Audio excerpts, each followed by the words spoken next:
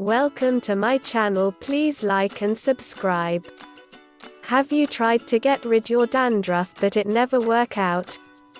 Don't lose hope.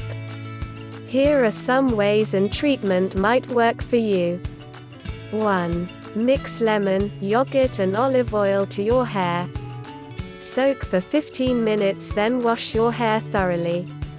2. Mix egg yolk and yogurt, apply to hair and cover your hair. Rinse after an hour.